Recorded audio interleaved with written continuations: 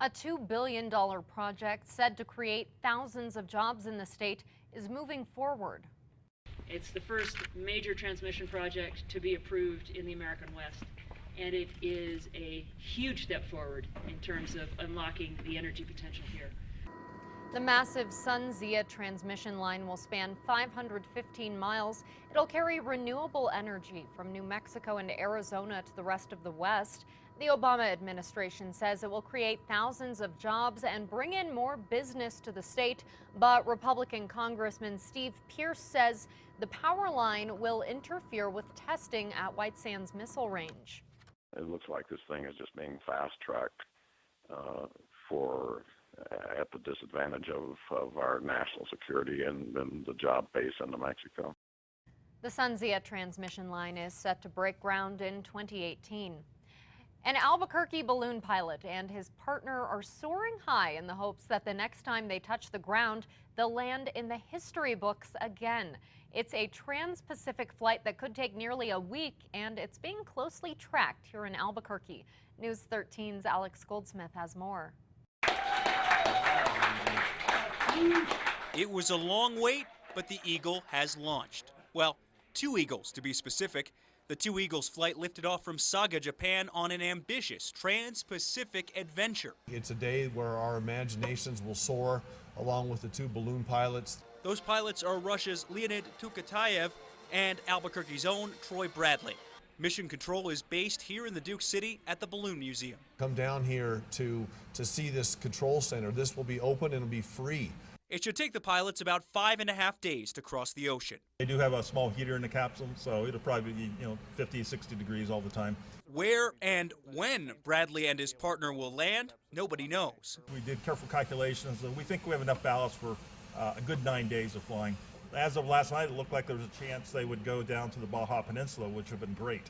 The goal, to fly the farthest a gas balloon has ever flown and possibly stay up the longest. This is huge. This will be the ultimate world record, the absolute world record in gas ballooning for distance. Bradley's stepfather tells us the record book is not new for the pilot. Of course, he loves world records. That's what he lives for, and he holds over 50, and this will be the crown of it. And I think probably the last big adventure. And what an adventure it is. Let's cheer, let's pray, let's be excited. Alex Goldsmith, KRQE, News 13. If they break the distance or time records, they'll top another Albuquerque balloonist. Ben Abruzzo set those records flying for more than 5.5 days in the late 70s and traveling more than 5,200 miles in the early 80s. And here's a look at where they are this morning. The balloon has now passed over Japan, soaring high above the ocean. If you want to watch the full video of the takeoff, we've put it on our website, krqe.com. Investigators believe it was an electrical fire that tore through a home, killing 2 people. New Mexico State Police say the fire burned the home in Santa Casia, New Mexico on Wednesday. Police say space heaters plugged into one circuit may have sparked the fire. The 2 people died from burns and smoke inhalation. And Bernalillo County firefighters are looking into what caused a fire at the old Mickey's Dairy building in the South Valley. Around 2:30 yesterday morning, flames tore through the building on Coors near Don Felipe Road. No injuries were reported. The passenger of a suspected drunk driver who crashed into a deputy's car is also behind bars for what she's accused of doing to a deputy. According to a criminal complaint, Joseph Trujillo was drunk behind the wheel when he plowed into a sheriff's car on Ladera near Sequoia. When deputies got there, his passenger, Gareth Ripple, was sitting on the sidewalk. Deputies say she got up and refused to sit down, telling deputies, quote, "shoot me." While arresting her, the deputy claims she kicked him in the jaw. She's booked at MDC on a $5,000 bond. Rio Arriba County sheriffs will remember fallen deputy James Martinez tomorrow.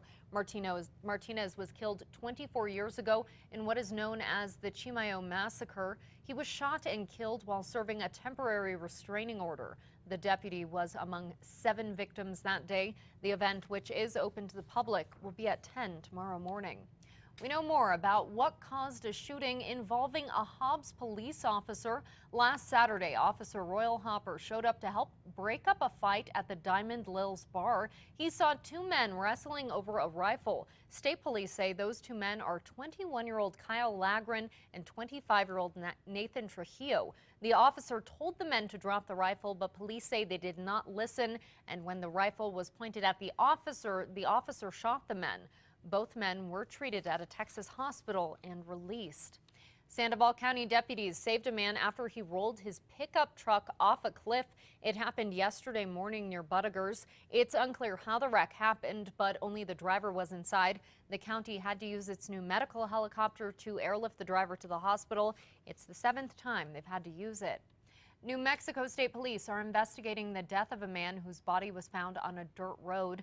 Wednesday, Grant County Sheriff's deputies found the body of 27-year-old Patrick Campos near Highway 152. Police say his body was near a cemetery off of Georgetown Road. Sheriff's deputies asked state police to help with the investigation, although they say there was no sign of trauma.